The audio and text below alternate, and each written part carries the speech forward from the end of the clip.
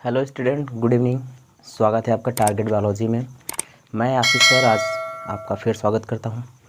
तो दोस्तों, इससे पहले हमने स्टडी किया था, ठीक है। हमने इससे पहले लेक्चर में आपको पढ़ाया था कि बांझपन या बंध्यता क्या होती है, ठीक है। आज हम इसके आगे डिस्कस करेंगे, ठीक है। हम आपको कल पढ़ा रहे थे बांझपन या बंध्यता क्या होती है, लेकिन बीच में ही टेक्निकल इशू होने की वजह से हम आपको आगे नहीं पढ़ा पाए। तो आज हम इसके आगे आपको बताएंगे, ठीक है। मैं एक बार आपको रिवाइज़ करा देता हूँ कि कल मैंने पढ़ाया क्या था। तो ध्यान दीजिए दोस्तों, होता क्या है, जो बंध्यता होता है या बांझपन होता है, इसमें क्या होता है, संसार में ऐसे बहुत से दंपति हैं जो क्या करते हैं, अपने संतान सुख को प्राप्त नहीं कर पाते हैं। तो ऐसे लोगों को हम क्या कहते हैं उनको हम बांझपन कहते हैं, या उनको हम कहते हैं कि वह बंध है या उनमें बंधता है, या उनको हम इंग्लिश में कहते हैं इनफर्टिलिटी कहते हैं। लेकिन दोस्तों, कुछ ऐसी जनन सहायक विधियां हैं, तकनीक है, जिनके द्वारा हम चाहें तो जो वो दंपति हैं, जो वह माता पिता हैं, पति पत्नी है, वह चाहे तो वह अपने संतान सुख को क्या कर सकते हैं, प्राप्त कर सकते हैं, ठीक है। आज हम उन्हीं को डिस्कस करेंगे कि कौन कौन सी तकनीक है, कौन कौन सी विधियां हैं। उन विधियों के बारे में हम एक एक करके यहाँ पे चर्चा करेंगे, ठीक है साथियों। और अगर आपने हमारे चैनल को सब्सक्राइब नहीं किया है तो प्लीज़ चैनल को सब्सक्राइब कर लीजिएगा और वीडियो को लाइक कीजिएगा। वॉच कीजिए, वीडियो को देखा कीजिए और कमेंट करके बताइए कि वीडियो कैसा लगा। तो आइए शुरू करते हैं कि आज ये इसमें क्या है, ठीक है। तो देखिए, मैंने यहाँ लिख रखा है कि जो बांझपन है इसकी निम्न सहायक विधियाँ हैं, ठीक है। इसकी निम्नलिखित क्या है, सहायक विधियाँ हैं। अगर मैं नंबर 1 विधि की बात करूँ तो नंबर 1 विधि मैंने यहाँ लिख रखा है IVF लिखा है, ठीक है। ठीक है दोस्तों, IVF का मतलब क्या होता है, IVF इन विट्रो फर्टिलाइजेशन, ठीक है। इन विट्रो फर्टिलाइजेशन इसे इंग्लिश में कहते हैं। हिंदी में क्या कहते हैं, हिंदी में कहते हैं अंतःपात्रे निषेचन कहते हैं, ठीक है साथियों। यहाँ निषेचन होगा, ठीक है। अंतःपात्रे हम क्या कहते हैं, निषेचन कहते हैं, ठीक है। अंतःपात्रे निषेचन कहते हैं किसको, IVF को। IVF होता क्या है, ठीक है। IVF का आप ऐड अपने टेलीविज़न, आप टीवी वगैरह देखते होंगे तो वहाँ पे IVF का ऐड दिखाया जाता है कि अगर आप कोई दंपति है, संतान सुख से वंचित है, तो IVF के द्वारा क्या कर सकता है, संतान की सुख पा सकता है। तो देखिए, मैंने यहाँ लिख रखा है कि IVF क्या होता है। लिखा गया कि यह तकनीक उन स्त्रियों के लिए सहायक होती है जिनमें गर्भधारण नहीं होता है, ठीक है। यानी यह जो विधि है उन स्त्रियों के लिए सहायक है जिनमें गर्भ का धारण नहीं होता है, ठीक है। कैसे, तो देख लीजिए हम क्या करेंगे इस विधि में। हम क्या करेंगे साथियों, दोस्तों, हम जो स्त्री है उस स्त्री से उसका हम निकाल लेंगे क्या, ओवम निकाल लेंगे। उस स्त्री से हम उसका क्या निकाल लेंगे, ओवम निकाल लेंगे। यानी हम उसका क्या निकाल लेंगे, अंडाणु निकाल लेंगे। और उसका जो हस्बैंड होगा, उसके हस्बैंड से हम उसका क्या निकालेंगे भैया, शुक्राणु निकालेंगे, यानी स्पर्म निकालेंगे, ठीक है। और इन दोनों का हम क्या करा देंगे, निषेचन करा देंगे। कहाँ निषेचन करा देंगे, तो बोला गया है पात्रे, बोला गया है। पात्रे मतलब क्या होता है, टेस्ट ट्यूब होता है। क्या होता है दोस्तों, टेस्ट ट्यूब होता है, ठीक है। क्या होता है, टेस्ट ट्यूब होता है, यानी परख नली होता है। हम अंडाणु और शुक्राणु इन दोनों का क्या कर देंगे, निषेचन करा देंगे। कहाँ पर करा देंगे, तो पात्रे यानी पात्र में, टेस्ट ट्यूब में हम इसका क्या करेंगे, निषेचन करा देंगे। और जैसे ही हम निषेचन कराएंगे दोस्तों, तो क्या बन जाएगा, ये जाइगोट का फॉर्मेशन हो जाएगा। जाइगोट का क्या हो जाएगा, फॉर्मेशन हो जाएगा। हमने आपको क्या बताया, ध्यान से यहीं पे सुन लीजिए, ठीक है। यह IVF क्वेश्चन बोर्ड एग्जाम में पूछता है। आपको बोला गया कि यह तकनीक उन स्त्रियों के लिए सहायक है जिन स्त्रियों में गर्भधारण नहीं होता है, ठीक है। तो हम क्या करेंगे, हम उस स्त्री से अंडाणु निकाल लेंगे और उसके हस्बैंड से हम क्या ले लेंगे, शुक्राणु ले लेंगे। क्या ले लेंगे भैया, शुक्राणु ले लेंगे। और इन दोनों का हम क्या करेंगे, निषेचन करा देंगे। निषेचन कहाँ कराएंगे, तो पात्रे में करा देंगे। जब इनका हम निषेचन करा देंगे तो हमारे पास क्या बन जाएगा, जाइगोट बन जाएगा, ठीक है दोस्तों। जब जाइगोट हमारे पास बन गया तो अब देखिए, यह जाइगोट क्या करता है, क्लीवेज करता है, ठीक है। यह जाइगोट क्लीवेज करता है, यानी कि विदलन होता है, डिवाइड करता है। जब यह डिवाइड करता है तो क्या करता है, जब यह पहली बार डिवाइड करता है तो एक सेल से कितना, 2 सेल्स का निर्माण कर लेता है। फिर कितना 2 से 4 सेल्स बना लेता है, 4 से कितना बना लेता है, 4 से 8 सेल बना लेता है, 8 से कितना बना लेता है, तो दोस्तों 8 से 16 बना लेता है, और 16 से कितना बना लेता है, तो 32 कोशिकाओं का क्या कर लेता है, निर्माण कर लेता है। ठीक है, और इन्हीं कोशिकाओं का हम क्या करेंगे, रोपण करेंगे।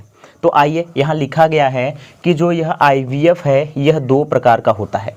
आईवीएफ कितने प्रकार का होता है दोस्तों, तो 2 प्रकार का होता है। आईवीएफ में पहला क्या है, तो यहाँ पर देख लीजिए, आईवीएफ में पहला लिखा गया है कि ZIFT।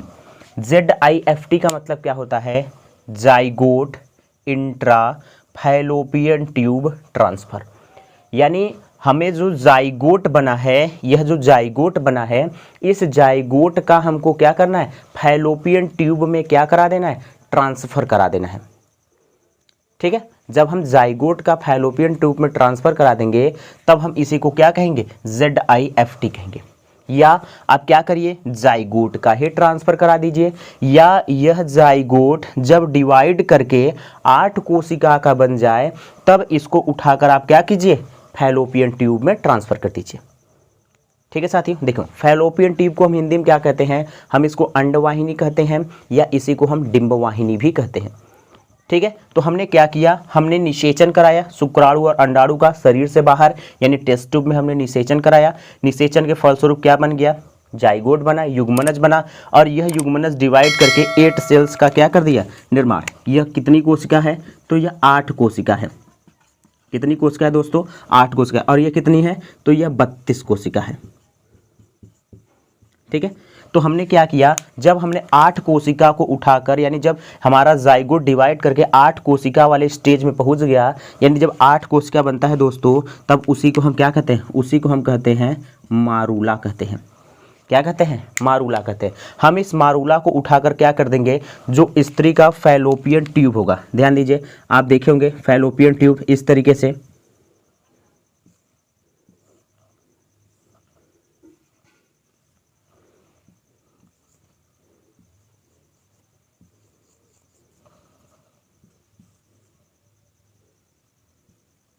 इस तरीके से आप देखे होंगे। ठीक है दोस्तों, इस तरीके से आप देखे होंगे। तो जो यह आपको दिख रहा है और यह दिख रहा है, इसी को हम क्या कहते हैं, इसी को हम कहते हैं अंडवाहिनी कहते हैं, या इसी को हम क्या कहते हैं, फैलोपियन ट्यूब कहते हैं। यानी जो जाइगोट बना है, जाइगोट से जो 8 कोशिका का स्टेज या जो ऑक्टेंट स्टेज है, इसको उठाकर आप इसी फैलोपियन ट्यूब में क्या कर दीजिए, ट्रांसफ़र कर दीजिए, तब इसी को हम क्या कहते हैं, ZIFT कहते हैं। क्लियर है, मुझे आशा है कि आपको यह समझ में आ गया होगा। आइए आगे देखते हैं, आगे दिया है IUT। IUT का मतलब क्या होता है, इंट्रा यूटेराइन ट्रांसफ़र। ठीक है, जैसे हम यहाँ पे क्या कर रहे थे, फैलोपियन ट्यूब में ट्रांसफ़र कर रहे थे दोस्तों, ऐसे हम यहाँ पे क्या करेंगे, हम यूटेराइन में ट्रांसफ़र कर देंगे।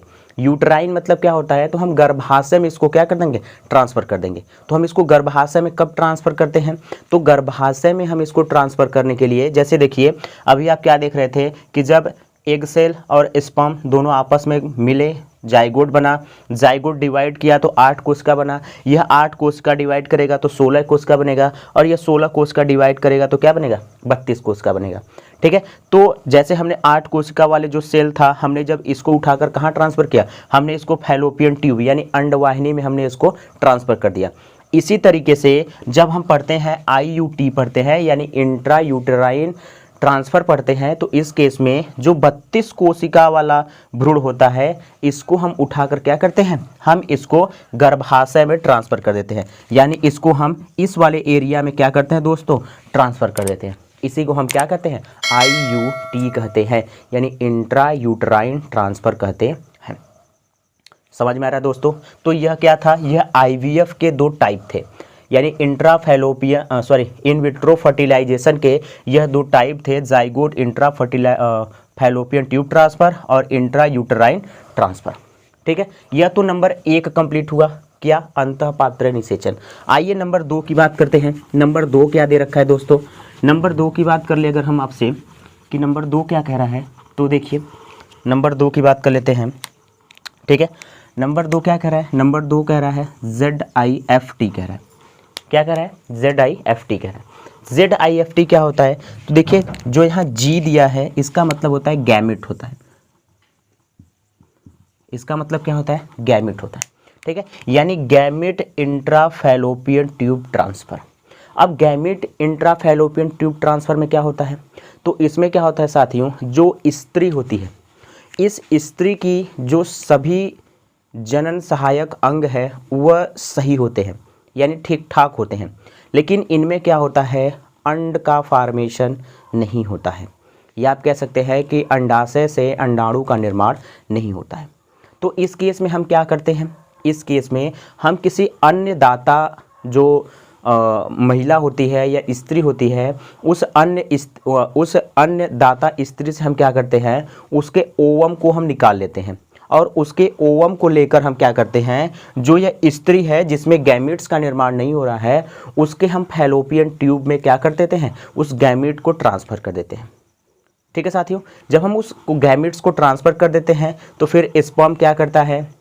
जो स्रेविक्स होती है, ग्रीवा होता है, उससे होता हुआ गर्भाशय, गर्भाशय से फैलोपियन ट्यूब में जाता है, और फैलोपियन ट्यूब में जाने के बाद वहाँ पे निषेचन क्रिया संपन्न होती है। जब निषेचन होता है तो अभी आपने देखा था कि यह एग सेल था, यह स्पर्म था, यह दोनों आपस में कंबाइंड किए थे और युग्मनज का क्या किए थे? फॉर्मेशन किए थे। जब युग्मनज बन गया था तो यह युग्मनज डिवाइड करके क्या किया था? पहले 2 सेल्स, फिर 4 सेल्स, फिर 8 सेल्स, फिर उसके बाद क्या बनाएगा? 16 सेल्स, फिर 32 सेल्स। ठीक है, यानी कि यह युग्मनज क्या करेगा? विदलन करेगा। विदलन के बाद यह क्या बनाएगा?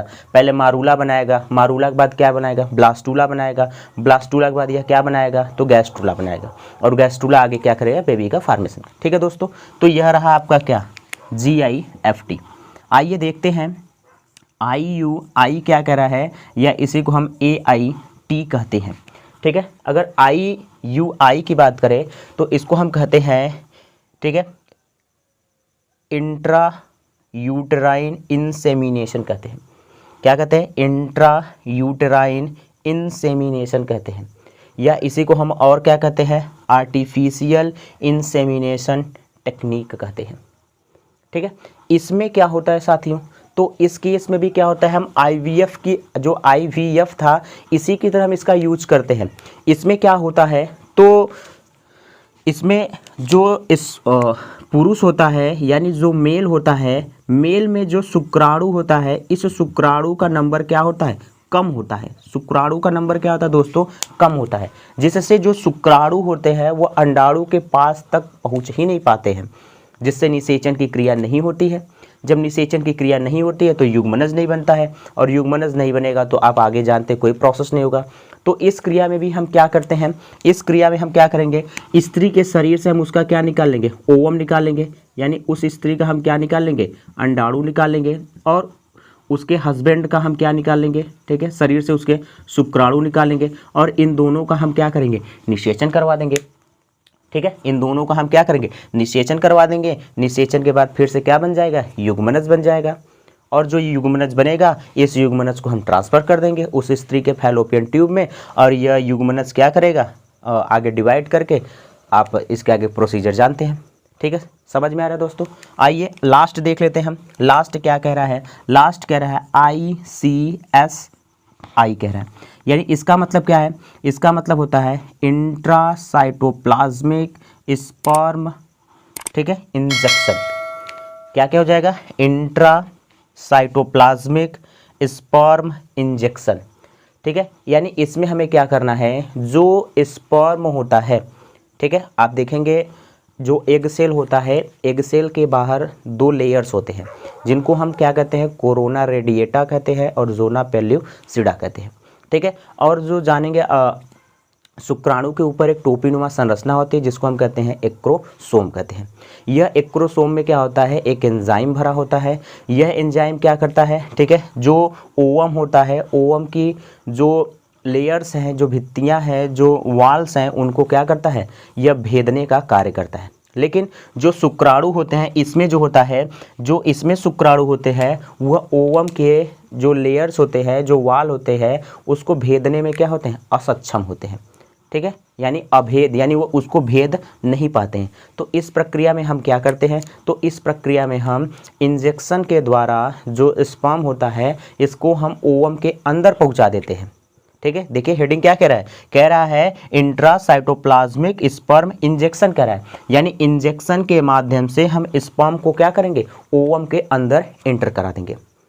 ठीक है, जिससे क्या होगा, जब यह अंदर एंटर कर जाएगा तो युग्मनज का फार्मेशन हो जाएगा। जब युग्मनज का फार्मेशन हो जाएगा तो हम क्या कर सकते हैं, हम आसानी से इसको फैलोपियन ट्यूब में ट्रांसफ़र कर देंगे। या आप कितने सेल्स पे ट्रांसफ़र कर रहे हैं, 8 सेल्स पे कर रहे हैं तो फैलोपियन ट्यूब में, 32 सेल्स पे कर रहे हैं तो हम उसको यूट्राइन में ट्रांसफ़र करेंगे।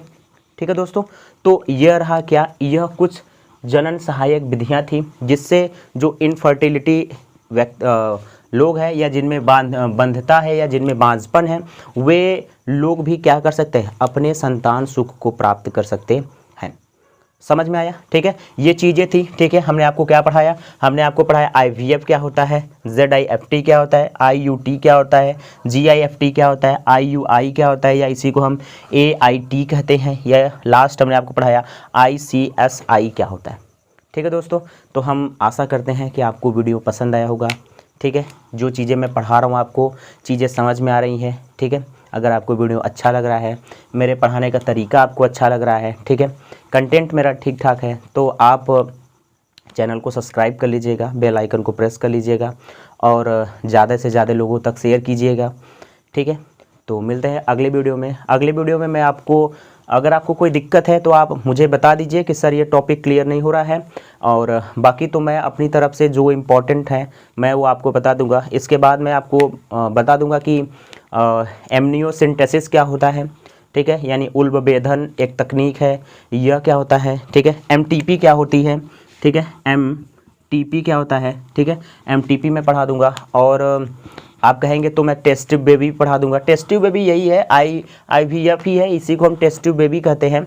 ठीक है, तो टेस्ट ट्यूब बेबी जैसे उसे भी पात्रे निषेचन ही कहते हैं, तो आप टेस्ट ट्यूब बेबी पढ़ लीजिएगा, या आप कहेंगे तो मैं टेस्ट ट्यूब बेबी पढ़ा दूंगा। इसके बाद सरोगेट माँ है। ठीक है, सरोगेट माँ को हम डिस्कस कर लेंगे।